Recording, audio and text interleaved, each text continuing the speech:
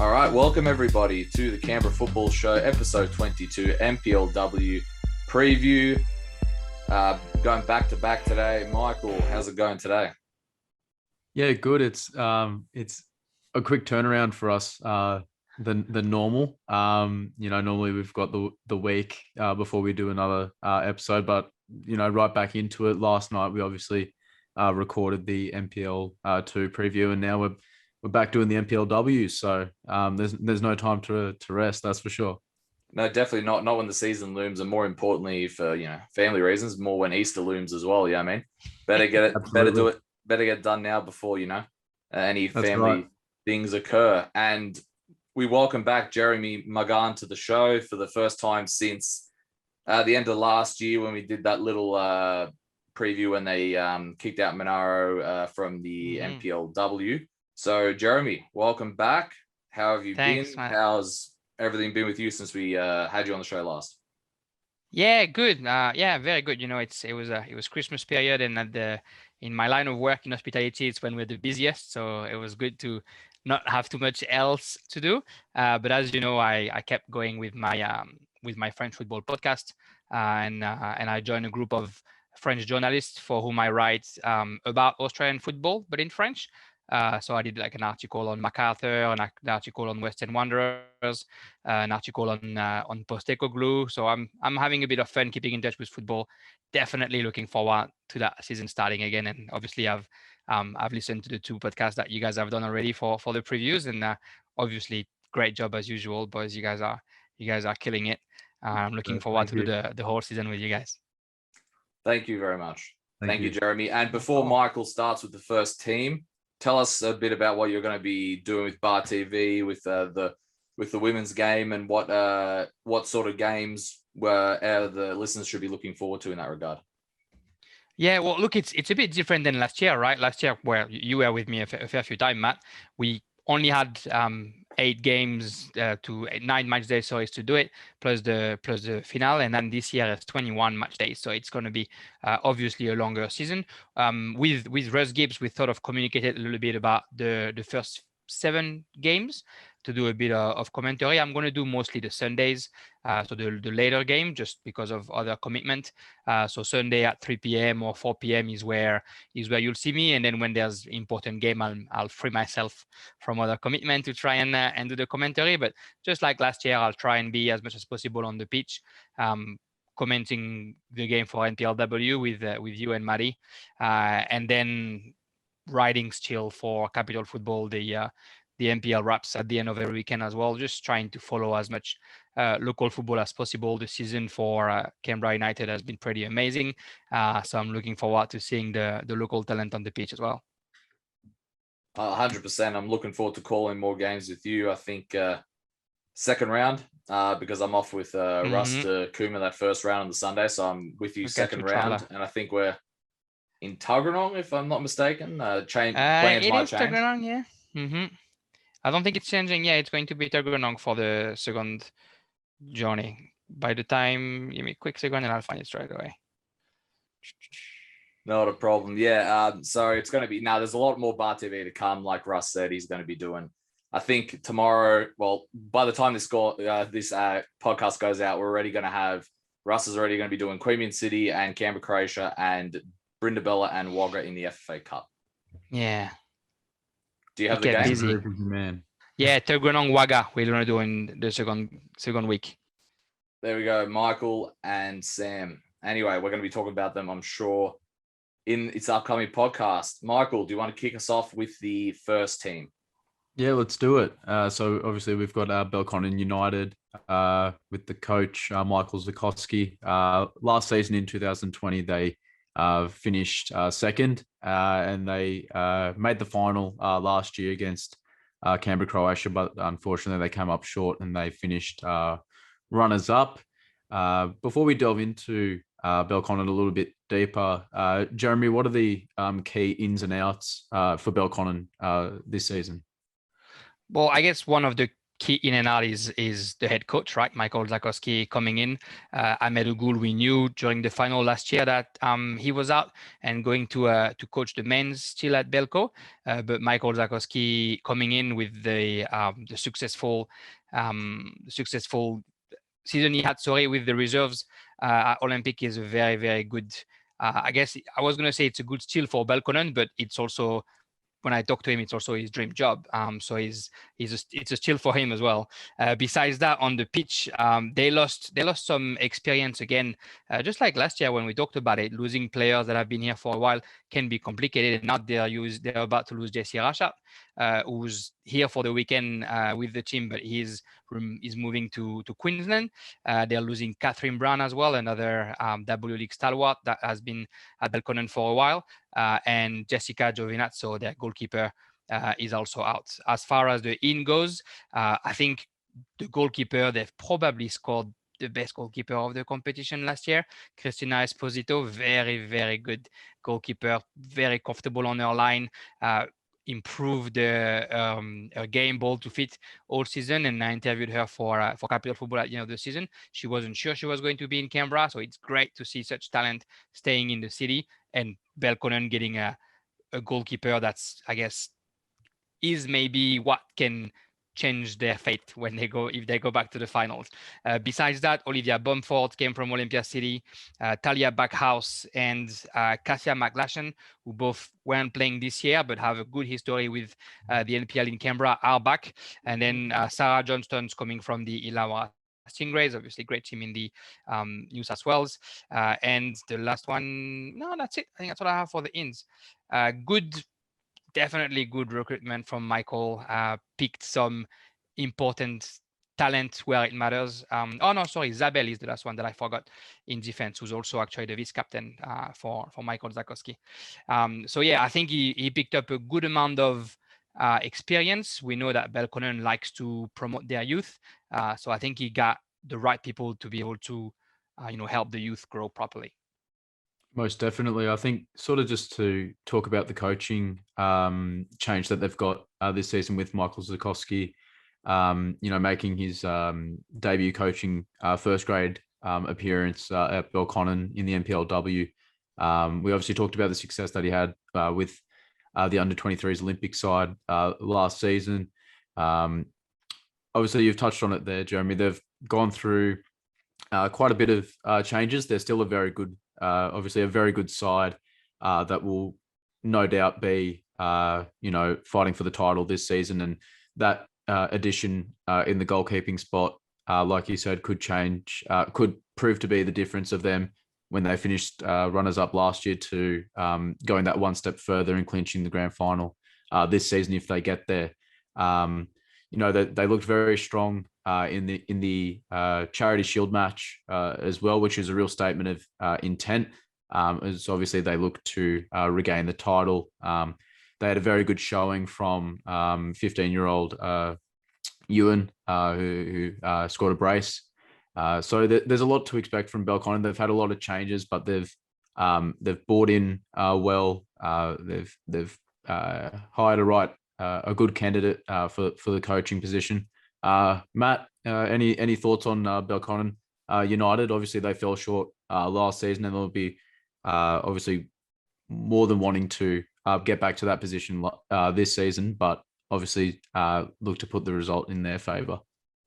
Yeah, Belconnen were put into a difficult position last year, mostly because, well, number one, you're always going to be in a difficult position when you've had your coach for 10 years and he's moved on. Anthony did a fantastic job. I actually had a chat to him since he's now the assistant coach of Tigers.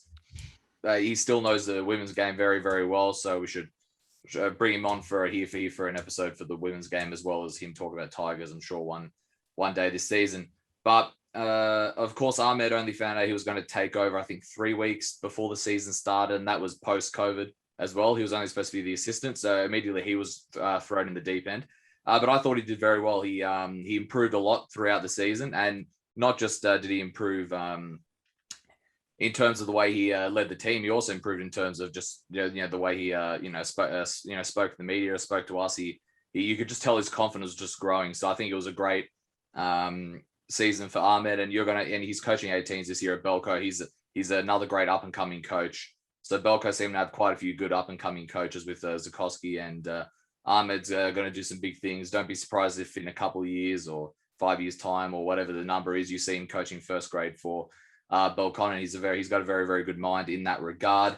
But one thing that I think hurt Belconnen last year is that they lost Alexia Fauna when she got injured. Jérémy and I called the game against, I think it was against Tuggeranong, and she absolutely killed it that game. I think they won 8-0. She scored at least 2 goals, set up a few. She was an absolute beast in the middle of the park. So we'll see. I'm not, maybe Jérémy has an update on her. I'm not sure where her, how she's going training at the moment with her injury, but she's back at training. Like I spoke quickly to Michael about her, and I've seen her post on social media. She's back at training slowly. She's trying to work as much as possible without putting too much weight on her knee. They are still thinking, 3-4 months out. Also, so maybe even halfway through the season, she might be able to come back, which would be a massive plus for them. That's probably where they got hurt last year, and they were just, and at the end of the day, they were just up against the Canberra Croatia side that were just too good. Even when they didn't play well in a few of the games at the start of the season, they knew they could find a way to win. And like we're going to mention it with the next team, but when you got some of the players that Canberra Croatia does, they were just a steam train, I think we said throughout the season. And I think Belconnen this year, I saw the Charity Shield match. Ewan looked very, very good. Bomford looked good as well. A lot of the team looked really good. And let's not forget, obviously Jessie Rashart's a big loss, not just for her skill, but also just for her leadership. She's been in that team for a very long time. But when you talk about leadership, they've still got Michaela Thornton, one of the very best players in the league. She's the complete player for them. She's still very quick. She can go in behind the defense. She scored quite a few goals in the preseason as well. She's obviously a bit of a pit bull in midfield, very tenacious, wins most of her tackles. And then also she can keep, and she's also very good at distributing the ball. So as long as they've got a Michaela Thornton to anchor that midfield, along with the great new young players they've got, I think Belco are going to be very, very good this season. And I'm glad you pointed out Christina Esposito as well, because I remember that game that we did last year against Gungahlin. She was fantastic in that, and she's by far one of the best keepers in the league. I think that's a fantastic acquisition for Zukoski. So with Zukoski, expect him to use the pillars of the team like Thornton, and expect him to bring through a lot more youth like Ewan, because he does run his own academy, FC Canberra City here in Canberra, and he's all about bringing through the youth. So don't be surprised to see players like Ewan, and if he stays on next year as well, more youth players from Belconnen. But I'm looking for, I think they're going to give this season a real crack. It was a real statement of intent, like Michael said, when they beat Canberra Croatia, even though Grace Gill and Palombi didn't start. But in saying that, though, they made it count when it counted. So I think it's going to be a real tight race between Belconnen and Canberra Croatia this season. It's a toss-up. Anyone can win. Any one of those two can be there. And let's not forget Gungahlin as well, which we'll mention later on. Absolutely. Are we ready to move on, Matt? I am. Jérémy, any last words on Belco, or are we on to Canberra Croatia? No, I guess we're looking forward to it. I think it's good that you point out the work that Ahmed did last year. I think he really did a good job with Belconnen, like you said, being thrown in the deep end on a short season with that many changes, with not himself being in charge of actually bringing the player that he wants. So I think they're still in that transition mode where you've lost Anthony and you've lost some of your players and you're rebuilding. So as much as that was a statement this weekend, that win against Canberra Croatia, I think that we're still going to need a fair few games to see the Zakowski touch on Belconnen, because starting a season with what looks like it's going to be 5 or 6 new starters compared to last year can't be easy for any team as good as Belconnen is. So yeah, I'm looking forward to seeing a whole season. I can definitely see them maybe not starting the best way possible, but halfway through hitting their groove and being a real contender, obviously. And one of their main contenders will, of course, be the current champions, Canberra Croatia. A very, very successful season for Nick Brosnich in his second season in charge, I believe it was last year. They finished first in the ladder. They won every game, I believe. And just through the whole campaign, they won every game. And they, of course, won the grand final 2-0 on the day. So they were a very, very dominant team last year, Jérémy. So what was there much ins and outs at Canberra, Croatia? Not a lot, and I think that's what going to make them even more dangerous, right? They're losing only 3 players. Gracefield, the most important, I guess, of those 3 players, without disrespecting anybody. Gracefield, who was in the starting 11 almost every game last year, who's taking a sabbatical this year. Christina Grauer-Campos, who was mainly playing in reserve and getting into some games, and Anna Bennett, who played, I think, the first game and then was injured last season, so didn't see a lot of the ball. So those are the 3 players that are leaving Canberra, Croatia. They are getting Jennifer Bissett, W League player, coming from Apia Leichhardt as well, who was playing in SW. Olivia Fogarty, Ronnie Juna, and Chantel Jones coming back to be, I guess, the best second goalkeeper you can ever have in the NPLW. So yeah, it's not a lot of changes. They are keeping the core of their team. They are adding a midfield like Jennifer Bissett, who's probably going to come in and be the top 2 or 3 midfielder in the comp. So Nick seems quite confident. You know, he's we know him. He's talking like nothing is ever done, and it's game after game, and it's a game of chess. So he's making sure he's taking his time, and he's observing what other coaches are. I quickly touched base with him after the loss, and he didn't seem to phase. If anything, it's a bit of a that pressure is out. They're not the undefeated team anymore. So he's definitely ready for the season. So is his whole team. And you know, as long as you have a Grace Gill, a Brittany Palombi in your team, you almost can't write plus 20 in the goal for the end of the season. So once you have this, it's about making sure that they deal with the adversity the same way they did last year, which is whether you play well or bad, make sure you score when it matters, and then the 3 points will come. It's going to be interesting to see how that chemistry sort of continues to build this season for Canberra, Croatia. Michael, any thoughts on Canberra, Croatia this season? Yeah, I think we've touched on some really good aspects there in terms of how they're heading into this season. I'm not surprised that Nick Brosnich wasn't too concerned about the Charity Shield result, given their performances last season when they went undefeated. Not only were they undefeated, but they won every game as well. They were absolutely sensational. And we always hear the narrative of when you're a title winning team, you don't want to change too much to your playing group. And you know, they've proved that they haven't made too many additions. They've kept the squad relatively the same. I mean, you touched on the absence of Grace Gill and how important that will prove to be throughout the season, especially considering that they've got the title to defend, with Belconnen looking to come back and regain that this season in 2021. So, I mean, can we expect it to be those 2 at the top of the standings come the season end? I think we could, just on the basis of what we've already discussed and how good both teams are going to be. But like we'll dissect further as this preview goes along, there's other quality teams in this competition that will be looking to, knock those 2 off their perch. But Canberra, Croatia, they were fantastic last season. They played good football. Obviously they were undefeated. They were perfect. Do we think they can go undefeated again? No, because it's not a shortened season again. They've got a lot more games to play this year, but the more games, the better. So it's going to be a great spectacle and a great season, and we can expect a lot from Canberra, Croatia, obviously, because of the quality that they have. Yeah, I certainly think we can. And you mentioned the Charity Shield there, and when I talked with when I covered the game on the weekend, Belnorth v Belco with Grace Gill, I chatted a bit to her at halftime about how the game went for them, and she said, "Yeah, look, it was very disappointing, considering that they lost, but she did look at the bright side and said, look, and I mentioned, as soon as she came on, immediately there was an impact. Immediately she made an impact, and immediately not only did she make an impact, the rest of the team made an impact.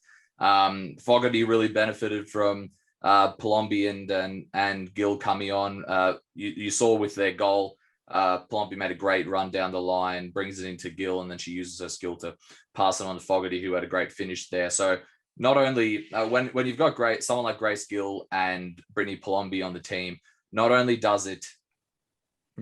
do they have the skill, but they also have the leadership to bring everybody up. As soon as, someone like Grace Gill comes on the field, boom, immediately everyone else is lifted. Everyone else can, everyone else is ready to sort of, get out of whatever funk they were in and continue to do well in that regard. For Canberra, Croatia, other aspects as well. The defense, they were pretty good last year defensively as well. Fenson was a standout. She did really, really well. Rough and tough defender there. A lot of people aren't going to win the ball from her. And they did, and let's not forget, of course, Hagen as well. She did very, very well, especially in that final. I thought she was one of the standouts, one of the unsung heroes that no one really talked about that performance too much, but she was an absolute beast in the middle of the park. So not only can they do it going forward, they've also got a very good, strong defensively. Nick's very well-minded, like Jérémy mentioned there. When I chatted to him preseason, said the same thing. Game after game, he's not taking any game for granted. And even if people think that Charity Shield will have changed their mind. So, but look, they're definitely going to be one of the favorites this year.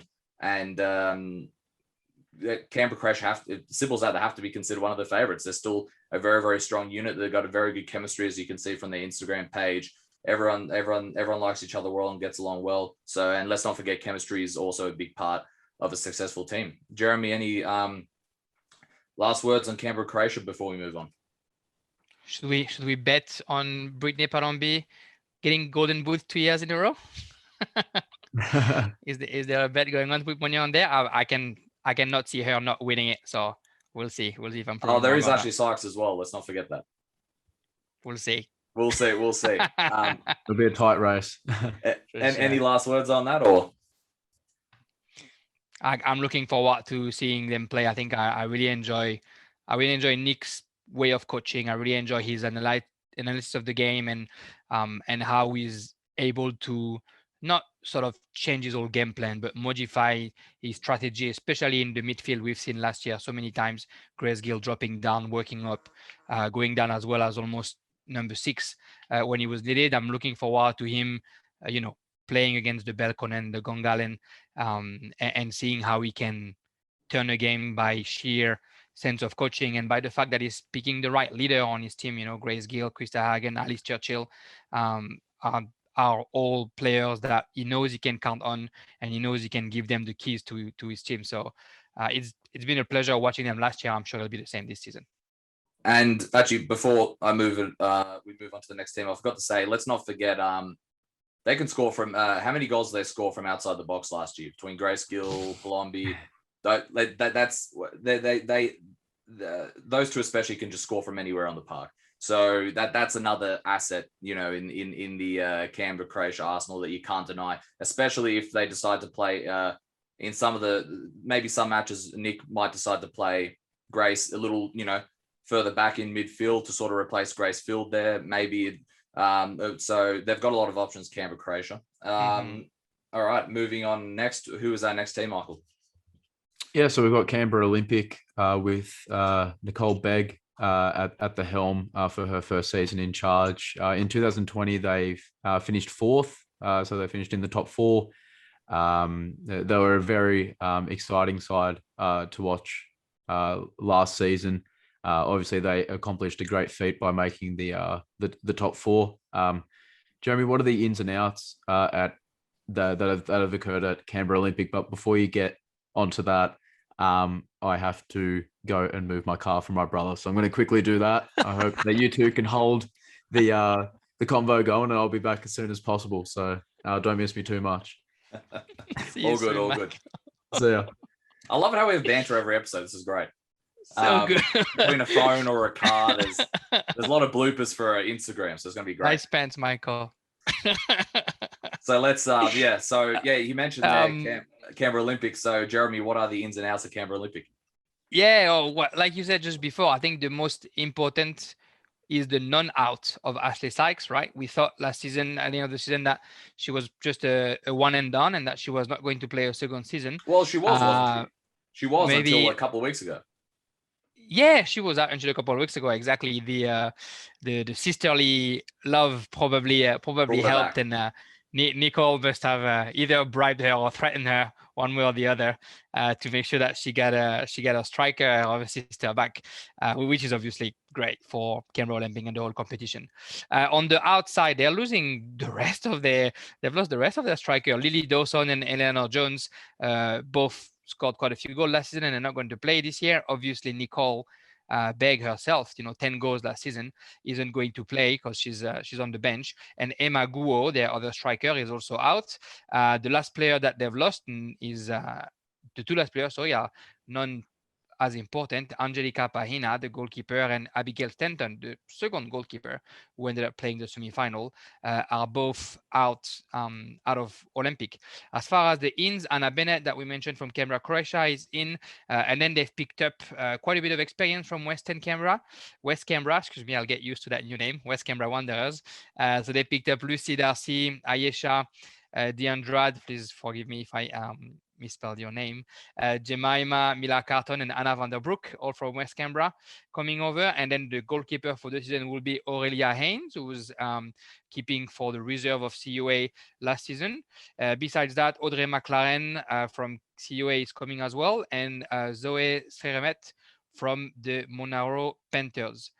So some good recruiting, some good experience. We said that the last season that team was young, and they decided to get players who knew how to play together, the four from West Canberra, and also who have enough experience in the competition to be able to help Nicole relay her message on the field, right? But obviously, the most important, I think, is the fact that Ashley can play again, Ashley Sykes. And, we know that last year she missed half of the season because of injury, so hopefully she's going to be okay with her body, with her ankles, but if she's there, 8 goals in 5 games last year, she can be a game changer for any team, even more for Olympic. The one thing that I want to mention with players is unfortunately Ella Hemmings is injured.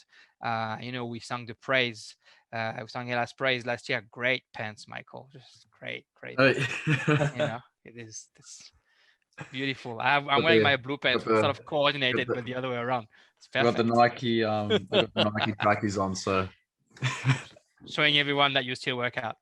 Yes, exactly. To finish on the ins and outs, and not having Ella Hemmings to start the competition will be a bit of a blow for Nicole Begg. Her partnership last season in defense was pretty good. She had the speed and the intelligence ball to fit. So she's going to miss the beginning of the season, but she'll be here after. I think seeing Nicole coaching for the first year is going to be very interesting. She's in a situation where she's picked up the team almost halfway through the preseason, but she is. How amazing was she leading the team from the field last season, right? It looks like whenever she was on the field, the whole team was lifting. And I think that's one of the reasons why she tried to convince her sister to come back and play, because she knows that whenever Ash Sykes is going to be on the field, the whole team is going to play better, because the whole team is going to be inspired by the former player of the year in W League. 100%. And you mentioned there, Andrew Woodman stepping down. He's done a great job, obviously, at Olympic over the years, especially last year. I thought they did really, really well. And Nicole Begg herself, she was supposed to coach reserve grade. She didn't have too long really to work as reserve grade before she was called up. And not only does she bring a lot of experience on the field, but that like you mentioned, that's a lot of experience herself that won't be on the field. Let's not forget there was even a match we call where she ended up playing centre back for a bit. Remember that one? I think it was against CUA. She ended up playing centre back for like half the game, and she did very well there as well. So Olympic, that's a big loss in the center of the park in terms of leadership. But like you said, at least they've got Ashley Sykes back, which is a massive amount of leadership. And you mentioned how they got a lot of players from West Canberra Wanderers. They sort of raided their cabinet a bit. They sort of raided their Arsenal a bit, getting 4 players, I believe you mentioned there. All quality players. We've all seen them play very well for West Canberra Wanderers. And I guess it sort of helps because when you're bringing in new players, at least the majority of these new players have all played together. So it's not like you're starting afresh with the chemistry. You're at least halfway with the chemistry, if that makes sense. Sure. I'm very intrigued to see how Olympic.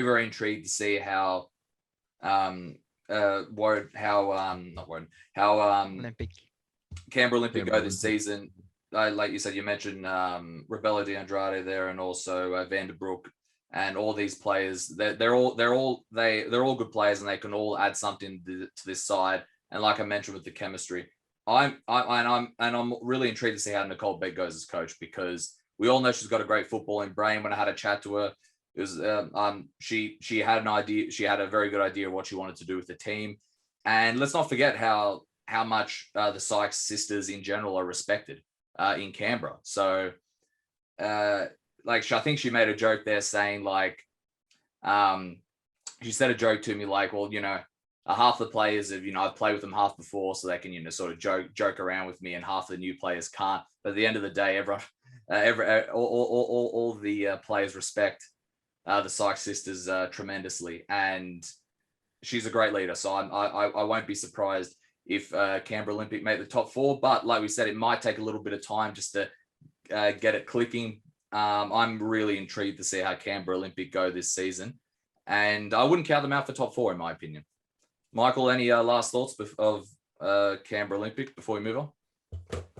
Yeah, I mean, besides the fact that I had to jump off and jet, I missed a large chunk of that segment. But look, I think like you touched on it there, Matt, I think with the top 4 finish that they had last season, you could expect them to definitely get back inside the top 4 again this season. I think they showed a lot of promise last season. I don't think it was expected of them to have such a successful season under Andrew Woodman. But like I'm sure you two have nailed on the head, he had a fantastic season last year coaching those girls and getting them believing that they're a good enough side and getting them in that top 4. So it'll all be about building on that foundation heading into the 2021 season. They've got great talent that you mentioned there that they've acquired from predominantly at West Canberra Wanderers.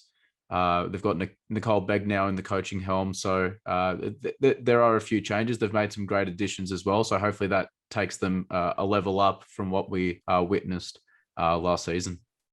And Jérémy, any last thoughts from you on Canberra Olympic before we move on? Yeah, I guess I didn't talk about Andrew. I think the culture that he brought into this team is very important. I think the X factor for them, as far as Nicole Begg is coach, is that she was coaching reserves. So she already has built a group under her first grade group, which is performant, and who knows how she wants to work. So that's going to add some competition into her first grade team, and that's only beneficial to the level of football in general in her team. And she's a former defender, so I expect her to make sure that they don't concede too much to start with. But then, yeah, when you have Ashley up front, scoring goals should come easy as well at O'Connor.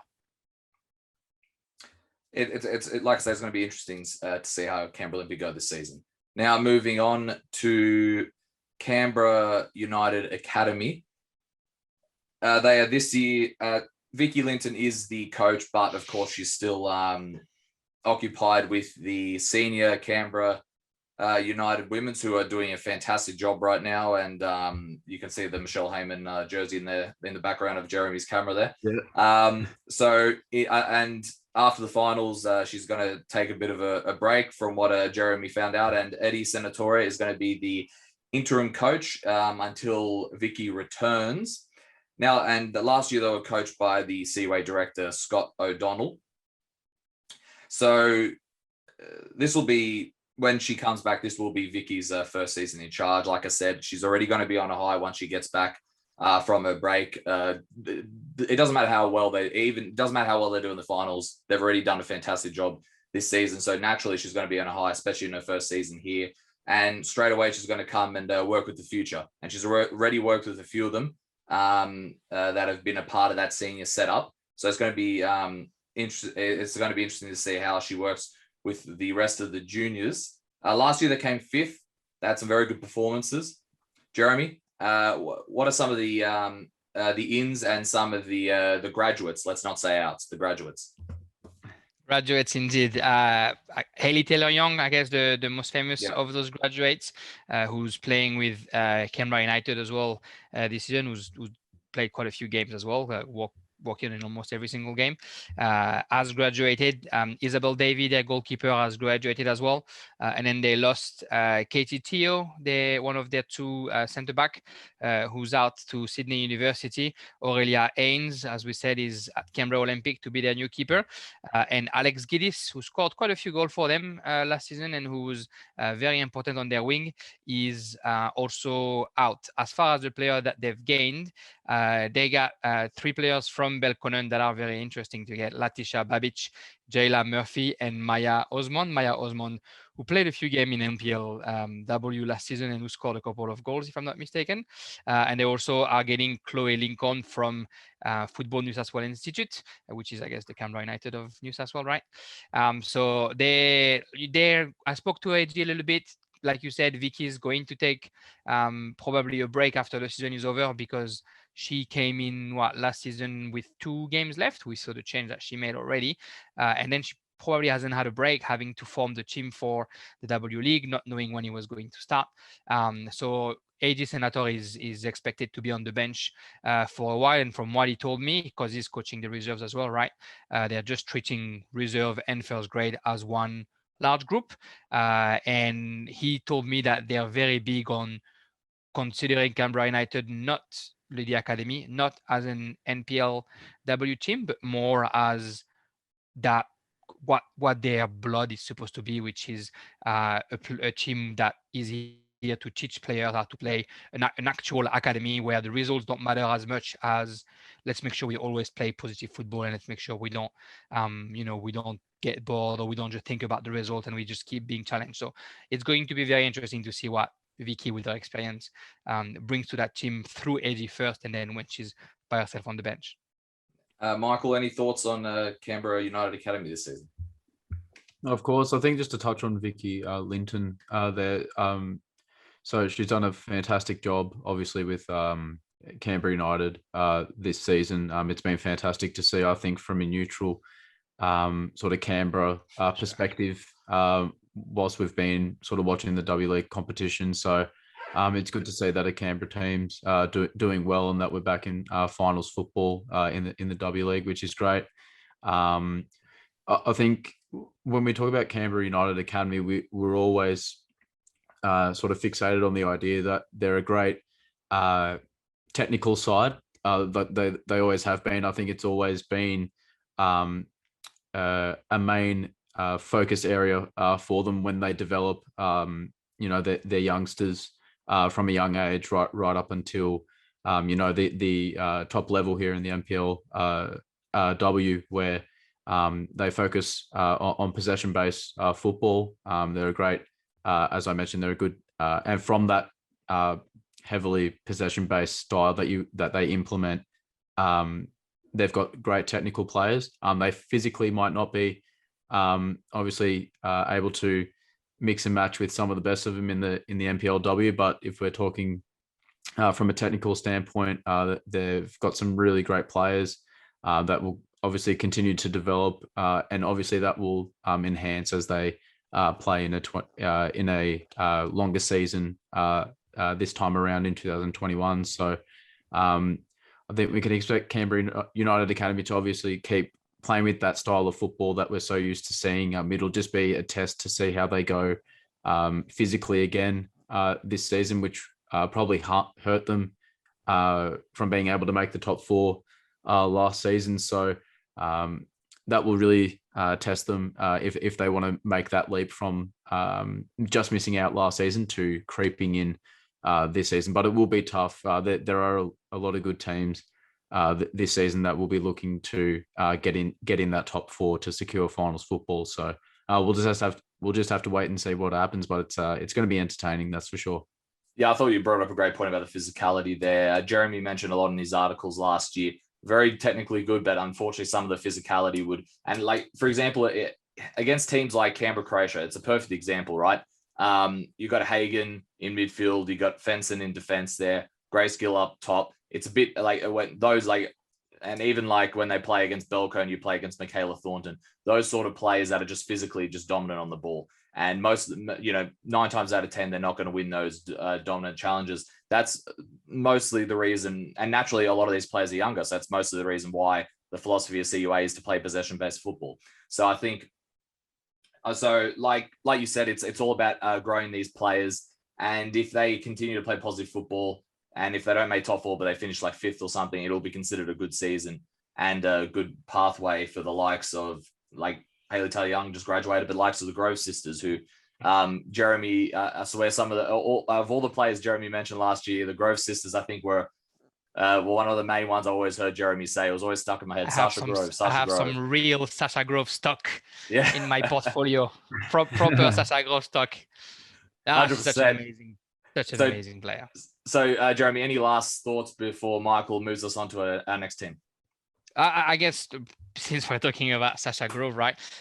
What a good message from Vicky Linton to call her up to train with the W League team and to actually coming into a few games as well. And I think that's going to be a change as well this season with Canberra United Academy. Last year, Scott being the coach, maybe players wouldn't actually see that pathway to the W League team. This season, the coach that is coaching the first grade, the W League team is coaching the first grade.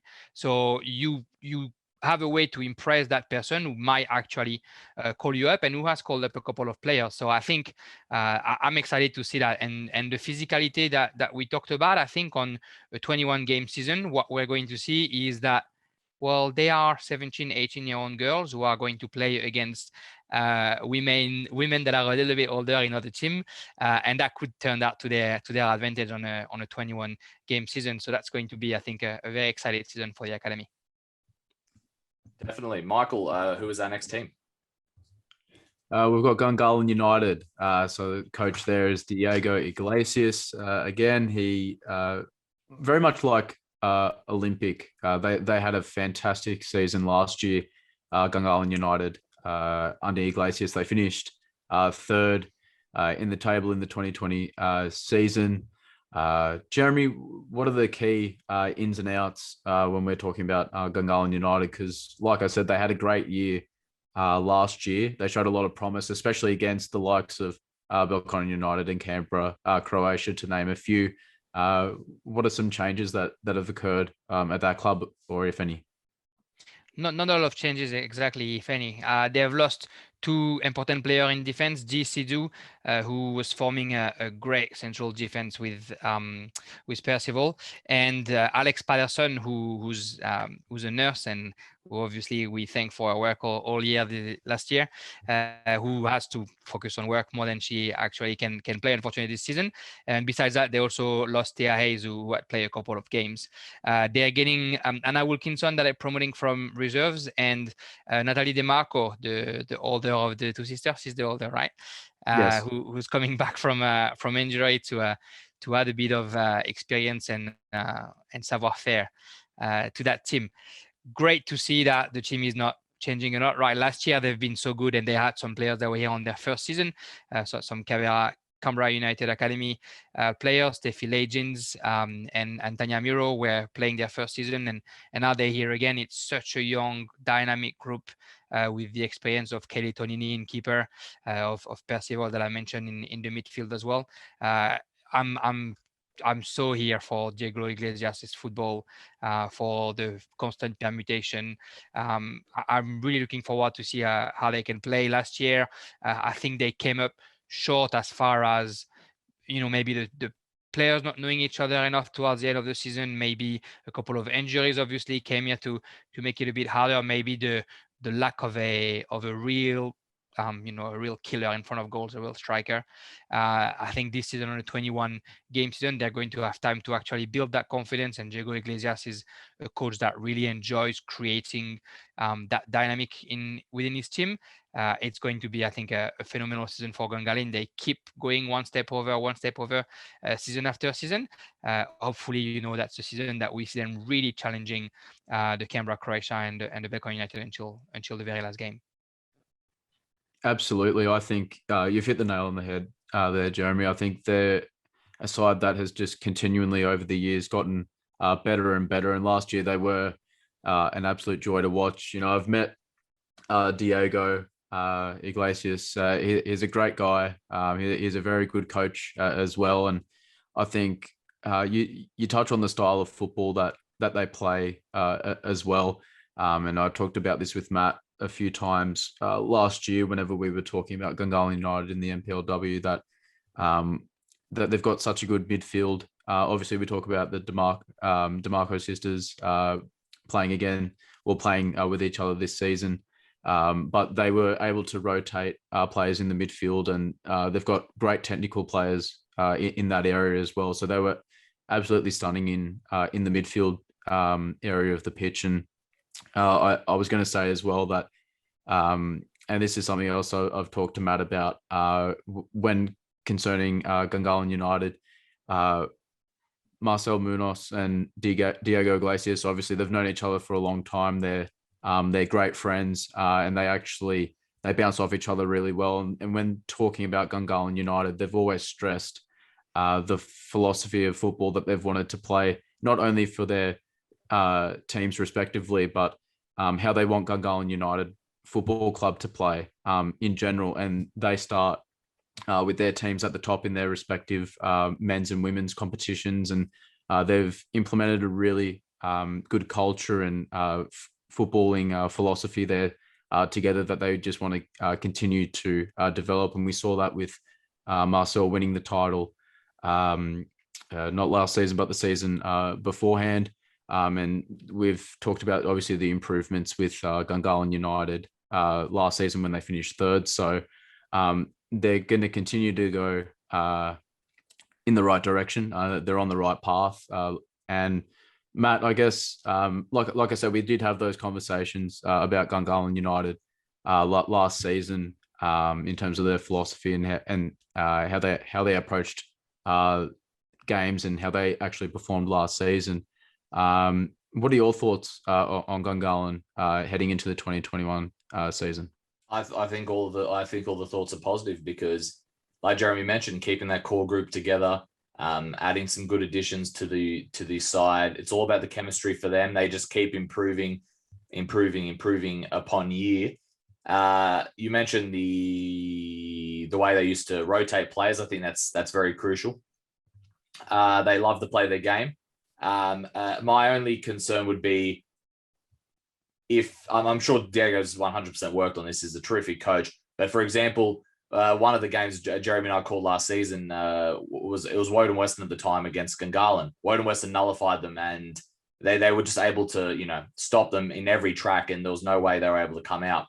But even from then, clearly Diego worked on it, because even in that match against Canberra, Croatia, remember when they went down, it just didn't look like Gungahlin were going to come back. They were Diego made a few tweaks, and then boom, they were on their way. So I'm glad to see that they've got more flexibility in that regard as well. Whenever they're not playing, because whenever you've got a philosophy, you always need to find a way to combat. If someone's able to tactically outmaster, you need to be able to find a way to overcome that. And I thought, and so I'm sure Diego's more than worked on that throughout the preseason. But obviously continuing with their philosophy as their main play. I've talked about it before. Stella DeMarco did a fantastic job last year. Steffi Legions as well, filling in for centre back for D Sudu when she was injured. Elke Tolu as well, Tiana Miro, a lot of these players that were just terrific last season. My question to you, Jeremy, and before we move on, is who is going to fill in at that centre back role with D Sudu gone? Is he going to use Steffi Legions there because she filled in there last year? Because I'm curious if that'll be the case, because obviously she has a lot to offer in defense, but she also has a lot to offer in midfield as well. She's got a lot of energy. I think it wouldn't be a bad idea to have Steffi Legends. I think we've seen how physical she got against Grace Gill, against Grace Field when they play against Canberra, Croatia. And I think, who doesn't love a centre back who can actually get the ball out very comfortably and who's that comfortable ball to fit. So, from the ins that we see, I don't see anyone that, not that I know every single player in his reserve team, right? But I don't see anyone who looks like the actual fit to replace DSC2. But we've seen it, we've seen it live. We've seen Steffi and Percival, her first name, sorry, he's gone from me, but playing very well together. So I would think that's one of the options. Knowing Diego, there's 20 other options behind it as well, whether it's 3 people in defense or 5, one way or the other. So I'm sure he's very comfortable. But yeah, I think Steffi, from what we saw, has a lot to offer in that position.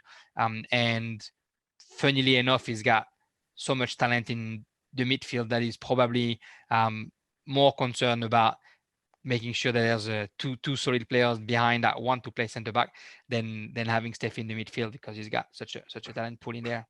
It's going to be interesting to see how he lines up in the first game in that regard. All right, now moving on, we have Tuggeranong United, coached by Michael Aldred. Of course, he's been there for a while, and they came 8th last season. Remember, there was 9 teams last season, not 8. So they finished 2nd last. It was a tough season for Tuggeranong, to say the least. However, there was a few of those matches where they were able to, fight back some of the competition, like against Gungahlin, I think it was as well, where it took them to the last 20 minutes for Gungahlin to score. Yeah. That was one of the ones that impressed me about Tuggeranong. But Michael's got, he's a really good coach, and he loves bringing through the youth there at Tuggeranong. So Jérémy, what are some of the key ins and outs and key aspects generally of Tuggeranong in this offseason? They are losing their goalkeeper. I think that's the main out. I think Isabella Sandari with Kushina Esposito was one of the best keeper, although not playing for one of the top teams. Was a very, very strong goalkeeper, and she was driving down from Sydney every weekend. So what commitment they are losing there. They're also losing Sofia Folaneto, who had just come in from the Monaro Panthers last year and was already out for Tuggeranong, unfortunately. And last but not least, Emma Stanbury, who came halfway through the season and who that created a real dynamic change within that team, who's off to obviously coach at West Canberra Wanderers, and who had a busy off-season, Emma. They got another couple of players from Monaro Panthers, Cassandra Guliemin, young winger who's pretty quick on the ball and was good to see play in for the Panthers, and Kenzie Ostruska, who's one of their striker. So they are getting a bit of talent up front, which is what I think they needed.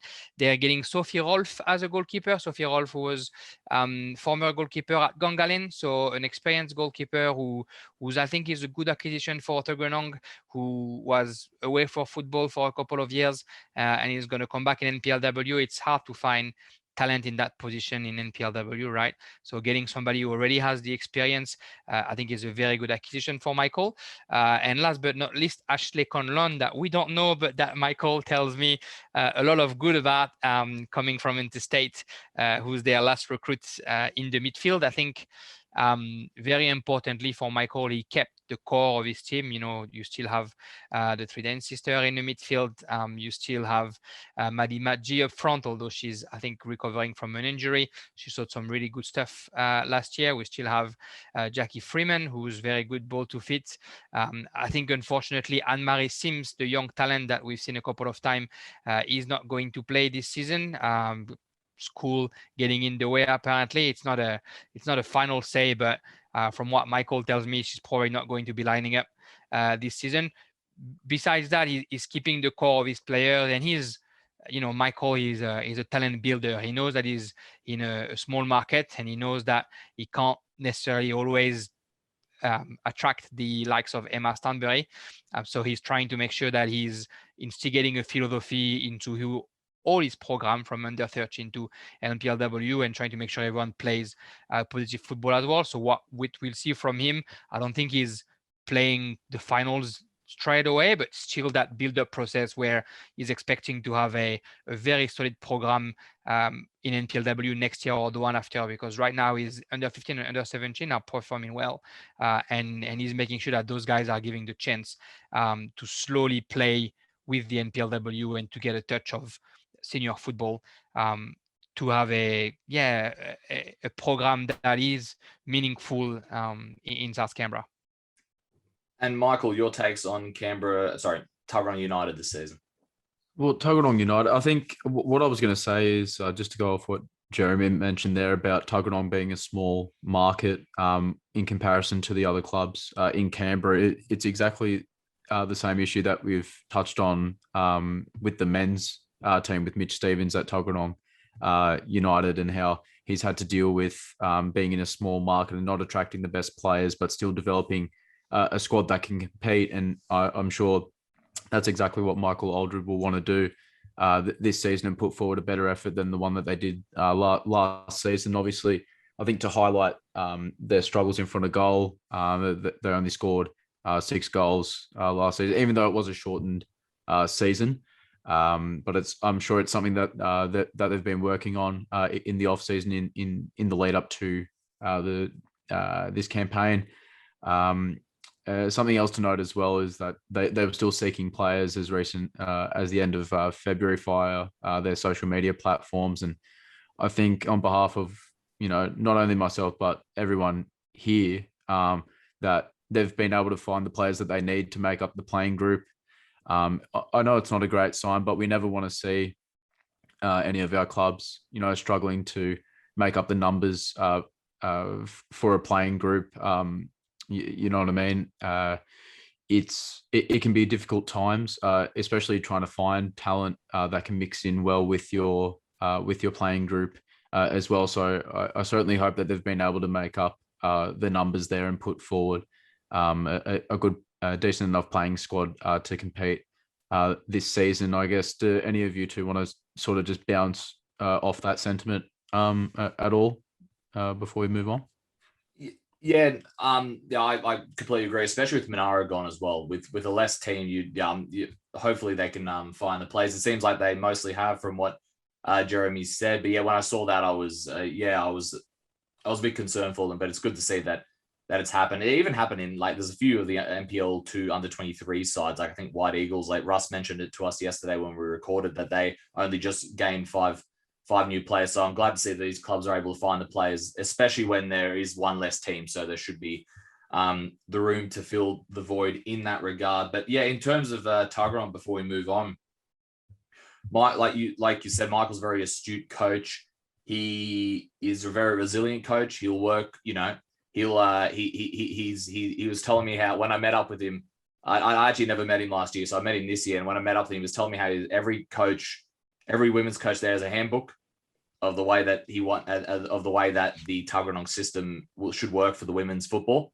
And he's so passionate about all the coaches are passionate about. He was, when talking to Michael, it was just so interesting talking to him about football. He's definitely, if anyone talks to him about football, he's just an absolute I have the handbook. It's amazing. Football. He was talking about this handbook, and I've never, he was explaining the handbook. It was great. So yeah, look, Tuggeranong, they're going to find it difficult this year to break it down before we round it off here. They're going to find it difficult.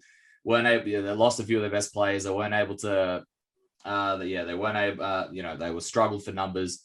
But at the end of the day, Michael's not going to give up, and they're going to build a good platform for the younger players and for the 15s and 17s for the future. And I think he is what he does. It's what he does the best, right? That handbook.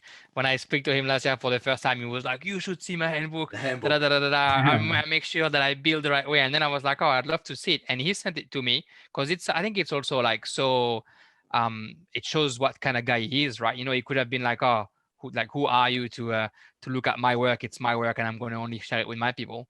But yeah, he sent the handbook to me, and that's an amazing piece of work. It's what any club probably would love to have, such a detailed culture and technical and tactical handbook that any player can have access to, that any coach has access to, and can work off. I wish him the best of luck. Like sometimes I feel for him, because it looks like every time I talk to him, I hear that another player got injured or decided to drop off to go to school.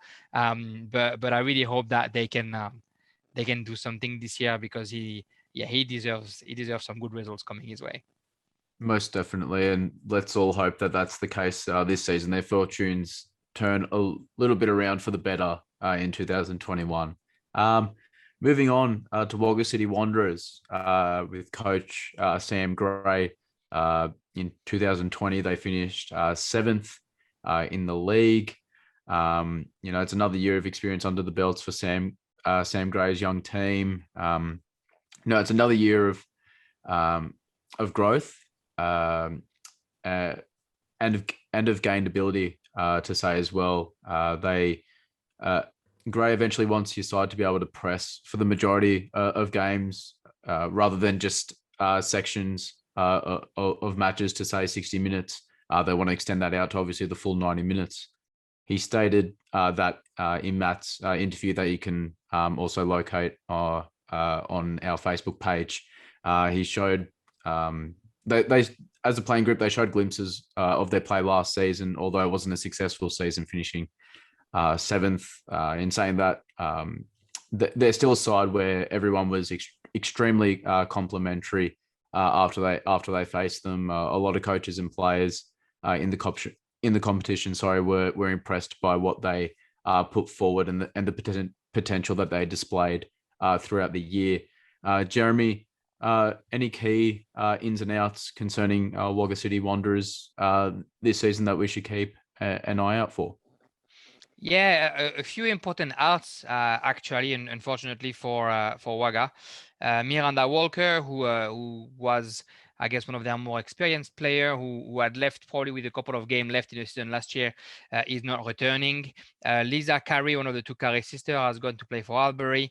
Maddie Harris, who was very, very important in the midfield, is also out. She's going to Wollongong. Kerry-Ann Byrne, Stacey Collins, and I think the main out for Wagga City, unfortunately, Tess Vakari, such a talent up front, who unfortunately in front of our eyes got injured last year in the little final and did the ACL, and he's going to be out most likely for a large part of the season. So I'm not sure, not being sure if she's going to be back this season. We wish Tess Vakari the best recovery and the fastest recovery. As far as the that we know Christina Grauer Campos, who used to play for Canberra, Croatia. But besides that, Sam has basically recruited within the Riverina region. I mean, we know the talent that there is in this region, and he's recruited Kirili Cameron, Ashley Garrett, Sienna Graham, Ash Holder, Bronnie McKinn, Mary Matthew, all of them from the region, and then from Western New South Wales FC, Abby Nolan Hodges. Now, I'm not going to pretend that I know all those players, but I'll just base it on my chat with Sam. He's pretty excited about what his squad looks like this year. He's a bit, he obviously wasn't happy to lose the talent that he's losing, but he's pretty comfortable that he's got some very good talent coming in, and he's still keeping sort of the core of the team. The defense is still what it is. He's still got a very good keeper that last year I think was also one of the standout for Wagga, and he's going to have that same play style that you talked about, Michael. That same, the desire to defend high, the desire to press all along, the desire to put the team that are supposedly better on paper, to make them doubt for more than half an hour, but for actually the whole hour and a half. And I think this season, being a full season, we're going to see the full extent of what that means. And I think this season as well, going to play to Wagga will mean something a little bit different as well, because if you have to go only maybe twice during the season and not all team have to go, it's different than if every single team is going to have to go once, make the trip all the way to Western New South Wales. I think that could be a factor that's going to play in the season. Most definitely. Matt, you got any thoughts or feelings on this section? Yeah, Sam Gray, another very interesting character. When you have a chat to him, you could be on the phone for him for half an hour or something like that. The guy can talk football for days. He's also obviously highly involved in that Wagga program over there. But I think you mentioned a good point there, Jérémy, with the players, and Michael mentioned as well with Tuggeranong United. It's sort of a similar market to them, but their market's more whenever they're young. Whenever the players get to a certain age, more than likely you're going to see them leaving for university, because just where they're located. You see it. We talked about it with Gungahlin as well, or similar to that with Gungahlin, the young players. So that's just the way. It's the name of the beast, and that's why they're always got a relatively young squad. And then another issue he mentioned is with their Year 12 studies. It's a bit hard to balance half these players. They find it hard to balance, with training twice or whatnot a week. But in saying that, though, I was very impressed whenever I did see Wagga City Wanderers last year. Because whenever they played, they always played the exact same way. It didn't matter who they were playing, which is great. But sometimes they were caught out. But and that's just natural. I remember Sam telling me we're going to learn from these experiences, and that's what it's all about, bringing up these young players at Wagga City. But if they continue to keep building, I know a lot of the coaches I talked to were very complimentary of Wagga and the way they played and how they pushed them to the limit. So I'm intrigued to see how Wagga go this season, and regardless if they make the top 4 or not, I think they've got a very good project building there for the future at Wagga City Wanderers.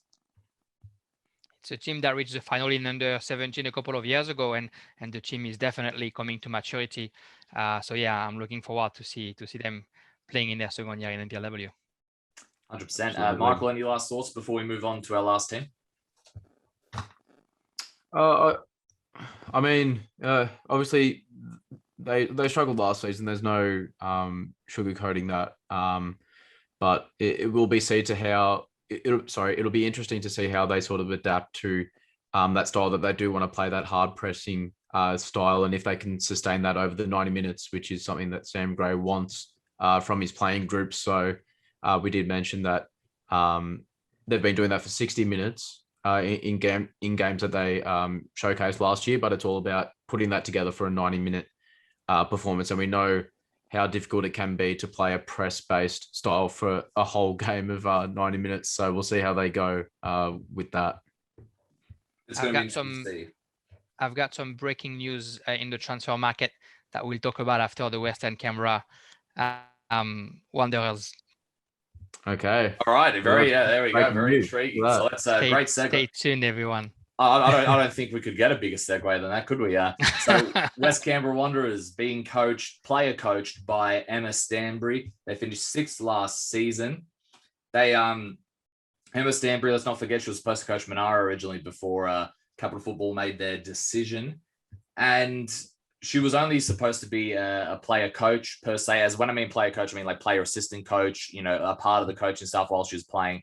Now she then Mark stepped down. Oddly enough, as soon as I was actually I was about to talk to Mark, and then when that happened, I was about to talk to Mark, and he's like, "Oh, sorry, I've stepped down." And then Emma's like, "Yep, I'll be in touch soon." And I ended up having a good chat to Emma. She's very passionate about hitting that coaching part. She said she doesn't really have much left in the tank in terms of her playing career, so she's really looking forward to using these last season or 2 or however long she decides to stay in it, to use that playing ability to help the players around her. So when she does become the full-time, like just coaching, all the players will have learned from her in more of a way than just coaching. So let's go to these breaking news. West Canberra signings. The breaking news is not for West Canberra. We'll talk about it after West Canberra. Sorry. Oh, I thought you meant about West Canberra. The breaking news is at Olympic. I'll tell you guys after we do that. Okay, sorry. I thought you meant about West Canberra. My bad. Sorry. Right. What are the ins and outs at West Canberra, Jérémy? The French accent does that.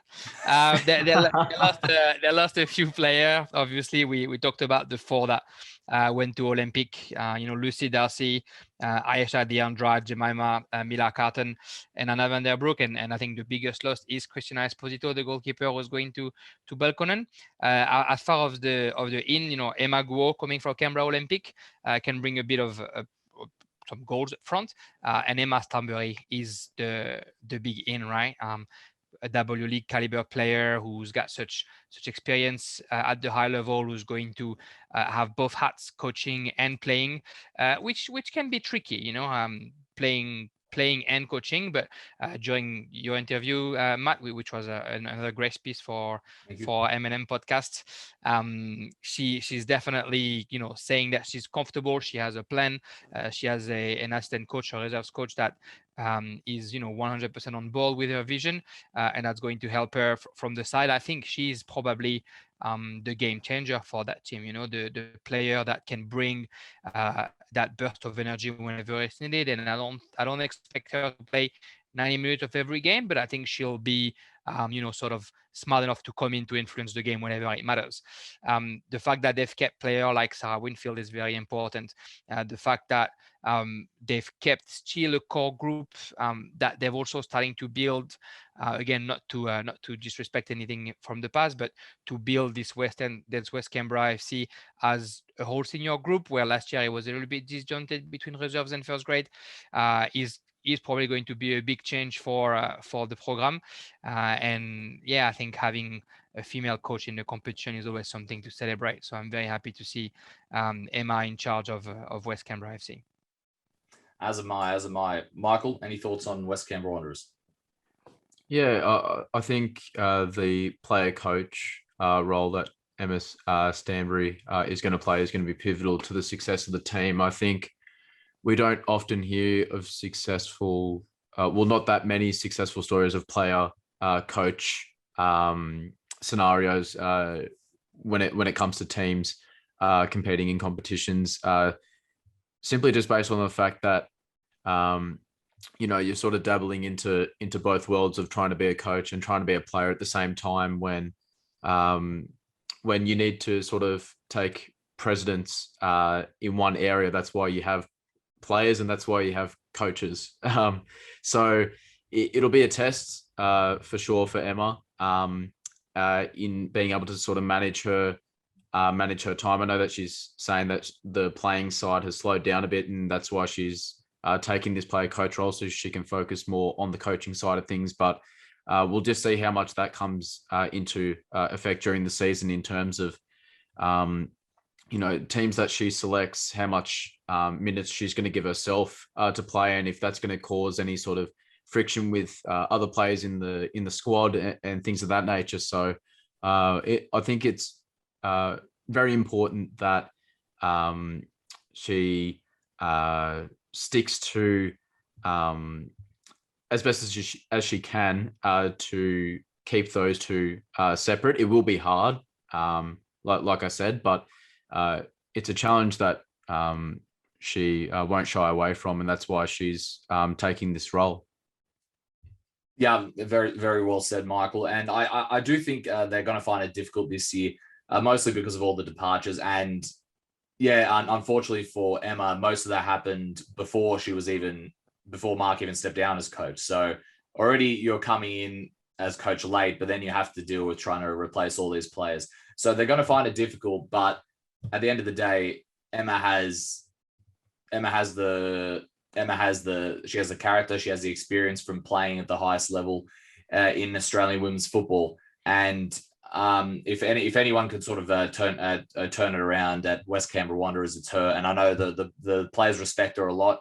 She's got that sort of respect, sort of like the Sykes sisters do, and the Gills and the Palombis of the league in that regard. So it's going to be difficult for them this season because of all the huge amounts of departures. But I'm intrigued to see how they go. Jérémy, any last thoughts before we move on? Yeah, just best of luck to Emma with that player coach role, and hopefully we do get a success story about definitely a complicated situation having both hats at the end of the season. And the reserves grade made it to the final last year, so there is talent in West Canberra. It's hopefully Emma is going to be able to take the best of it.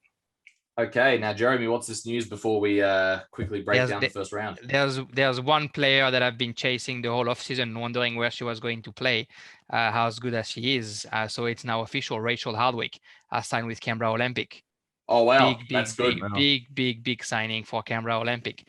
I spoke to Nicole a little bit a while ago, and she said that she was trying to get her in. And she confirmed, she just texted me while we're doing this podcast right now, that Rachel is officially a player at O'Connor. Such a big win for Olympic. It's almost game changing, right? Because now you have somebody who can hold the midfield as well as Nicole could almost.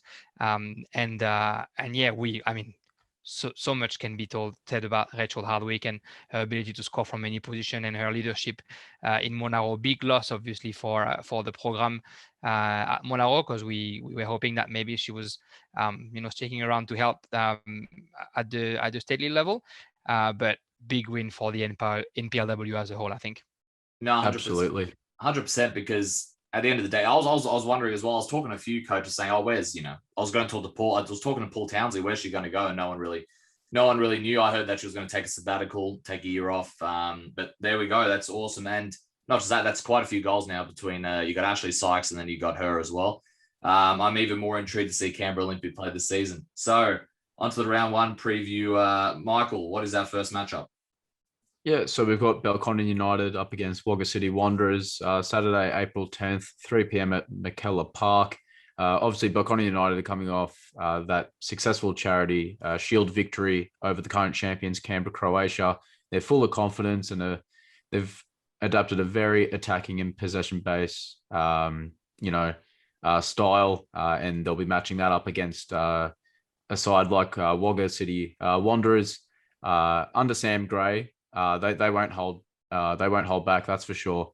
And they'll look to continue to play their game that we've mentioned before, the philosophy that they'll try and implement over a 90-minute period. So we'll see how that goes. I think my prediction for this match, I've got to go with the home side, Belconnen United, coming off that success in the Charity Shield, beating Canberra, Croatia. I think it's a good way to always start your preseason, especially when there's a trophy at the start as well. It kind of gives you a bit of a confidence boost, especially over Canberra, Croatia as well. So they'll be raring to go. What about you, Matt? Yeah, I was very impressed with Belconnen, like I said before, in the Charity Shield, especially Ewan. I thought she was fantastic. For only her second match, I believe she did play one match last year. I'm not sure how long for, but she definitely played one match last year in NPLW. Look, Wagga they're gonna continue doing what they do. They're going to continue building the progress. However, I think with the work that Michael Zukoski has done there, I think how can I say this better? This was it was clear from the Charity Shield that his philosophy's already hit, and they've already hit the ground running. I mean, despite whether Palombi and Gill started on the bench, at the end of the day, the majority of that side still were the finalists and won the title last year, and they played them off the park for the majority of the match. So I think it looks like they've already got the ball rolling in that regard, and I think they'll have a little too much for Wagga City Wanderers. I think we'll see and not just that, I think we'll see the best of Wagga City Wanderers about halfway through the season. That's my picks for the Belconnen. How about you, Jérémy? I mean, anything else than a win by Belconnen will be considered an upset. So I think getting Belconnen as the winner is probably the easy bet there. Michael will want to show everyone that his team didn't win the Charity Shield by luck or just because Grace Gill wasn't playing. So I would expect him to start with a bang and with a win at home at their newly refound home, if that's English enough, McKellar. So yeah, I would definitely go for a Belconnen win. And next one. And the next matchup is West Canberra Wanderers versus Canberra Olympic, Sunday, April 11th, 12:30 p.m. at Melrose Synthetic. It seems to be the new time there for the men's and women's senior games at Melrose Synthetic. So, of course, this is the battle of the two new female managers that have entered the league in Nicole Begg and Emma Stanbury. And, of course, there's already the clear storyline here of 4 or 5 former players from West Canberra Wanderers who are now going to be playing for Olympic, and straight away they're going to be facing their old side. Look, I think considering the way they've recruited and considering all the positiveness going around Olympic right now, it's going to be difficult for West Canberra Wanderers to defeat Olympic on the day, and especially with the introduction of Rachel Hardwick and Ash Sykes. You just see goals there. And it's going to take, and not just that, it's going to take a little bit of time for West Canberra Wanderers to compile themselves and get used to each other with all the players that have come in to replace the players that were there last season. So I think we'll see the best of West Canberra Wanderers further on in the season as well. So I'm going for a Canberra Olympic victory. What about you, Michael? Yeah, I mean, don't want to harp on too much. I'm just going to, I would have just echoed the same sentiments there, Matt, for all the reasons that you mentioned. I think, like you said, one of the big narratives around that is the 4 players that have left West Canberra Wanderers and have made the switch over to Canberra Olympic, and obviously the big news that Jérémy broke as well with Hardwick. So I'm expecting a Canberra Olympic victory. What about you, Jérémy? Yeah, I mean, I'd like to hope that it's going to be a tight game. Just for the little things, they are playing on the synthetic when O'Connor has all but the quality of the synthetic, the grass over there. So that could be something that could play to the advantage of West Canberra. And West Canberra last year has been solid defensively, and most of those players are still in there. So I'm thinking that maybe Nicole Begg doesn't have her squad completely ready either. So I actually I'd go for a draw there. I'll think that maybe Olympic is not 100% ready to go off the back, and I'd go for a draw. There we go. I'll take the risk, and then you can tell me that I was completely wrong. Michael, what's our next matchup? All right, so we've got Canberra, Croatia, obviously up against CUA Sunday, April 11th, 2:30 at Deakin Stadium. Obviously, we've harped on about how well CUA did last year in terms from a technical standpoint, but they struggled physically. So that's something that Canberra, Croatia will obviously look to focus on to get over CUA. Canberra, Croatia will be looking to make a statement. Obviously, considering they lost the Charity Shield match to Belconnen United as well, they'll be looking to bounce back in a big way. So you almost wouldn't want to play Canberra, Croatia first game of the season after them suffering a defeat like that. So you can expect a big reaction. So I'm going to go for a Canberra, Croatia win at home.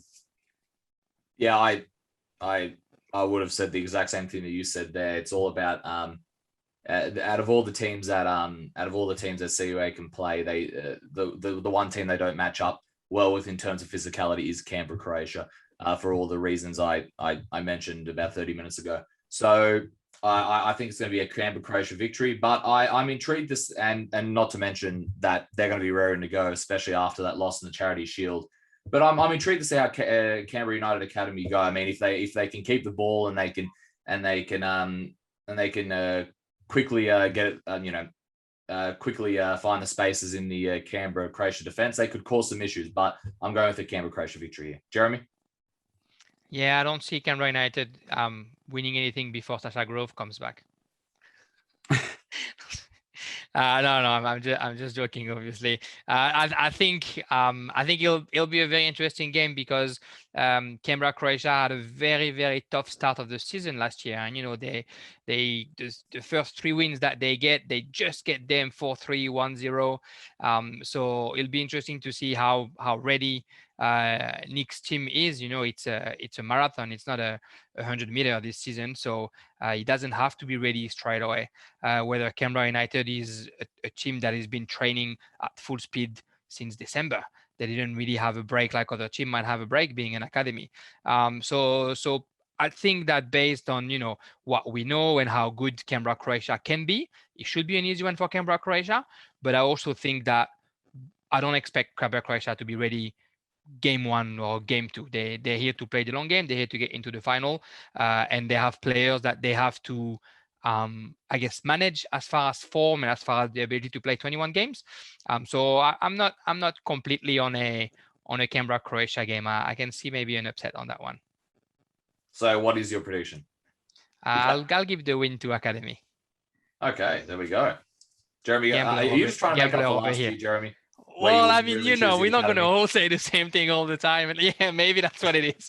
Maybe I'm giving some more love to Academy, trying to get into their good papers. In all your written previews there. Yeah. I was not always wrong. All right. So next up, the final match of the round, we've got Gungahlin United against Tuggeranong United. We all know the way Gungahlin play, but let's not forget that Tuggeranong last year made it difficult for Gungahlin in this exact same encounter. It took until the 80th minute. I think I said 20 minutes before the game. If I'm not mistaken, I think it's the last 10 minutes it took them to get those 2 goals for Gungahlin United. But in saying that, though, I like there's just been for me, there's just been a little too much change at Tuggeranong United for them to hit the ground running right away. And Gungahlin, as we've said, they've got mostly the exact same core group, and their chemistry will just be a lot higher at the moment than Tuggeranong's will with all the changes that have happened there.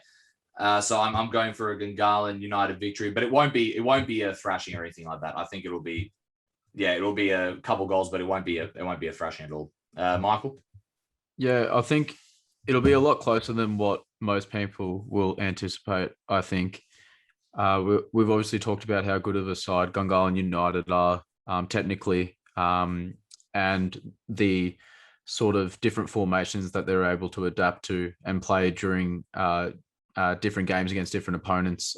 So you can expect them to play a certain way, and if that's not working against Tuggeranong, they'll most likely switch it up. Diego Iglesias will not hesitate to do that, as he's proved to do that for a while now in matches at Gungahlin. So, I mean, if you're Tuggeranong, I mean, we've talked about the struggles that they've endured throughout the preseason and whatnot, trying to assemble a playing group to take on the 2021 campaign. But they can go in to this match with their heads held high, most certainly, and going with a lot of confidence and look to frustrate Gungahlin. I think that's all you can do against a side that's probably more technically better and might be the better team overall when you look at the personalities in the lineup. But I think your main focus there would be to frustrate Gungahlin United, and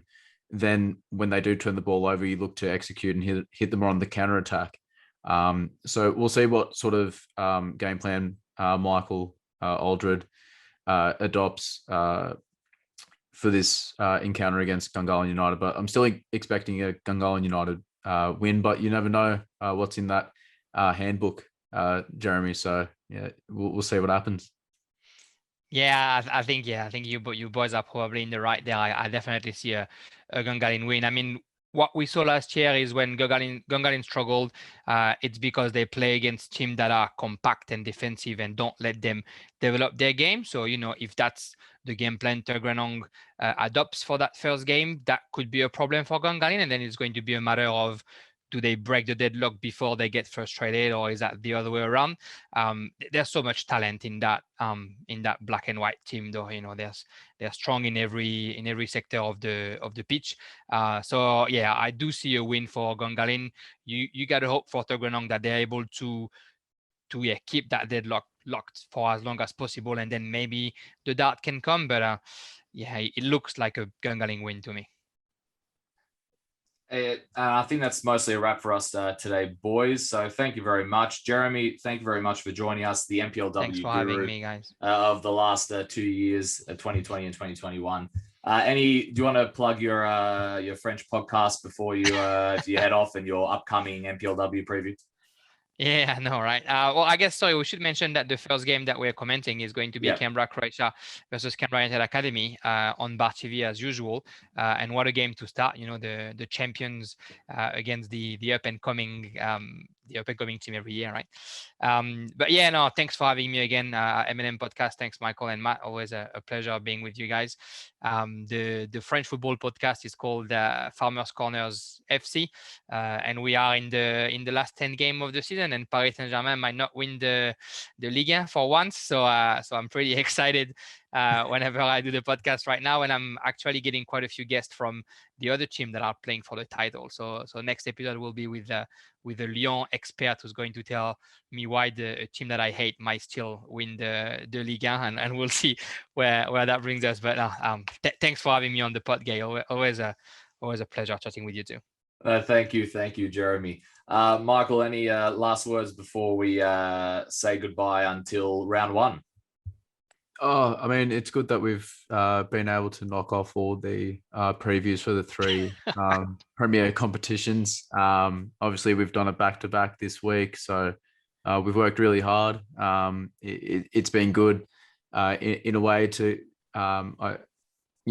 cover each team in each competition at depth and get the different personalities like Russ Gibbs, who's amazing, as like yourself, Jérémy, who have such thorough knowledge in the game here in Canberra. So all we can do now is look forward to round one and expect some, who knows, maybe some upsets, some great goals. We'll just wait and see.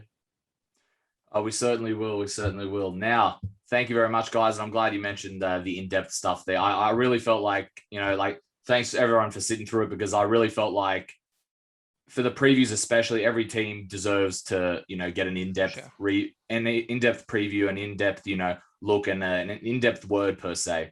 As Russ likes to say, there's never enough football. So thank you, everybody, and thank you, everyone, for tuning into the premiers. It looks like it's working out well. I was just as we record this right now, I actually just got a few messages about the premiere for the NPL2 one. Right. And the NPL2 love it. So thank you very much, everybody. Thanks for all the listeners. And yeah, let's get ready. The next time we'll see you will be to review round one and to preview round two. So that's in a couple of weeks' time. So I'm just looking forward to the season to start. So thank you very much, everybody, and have a good Easter.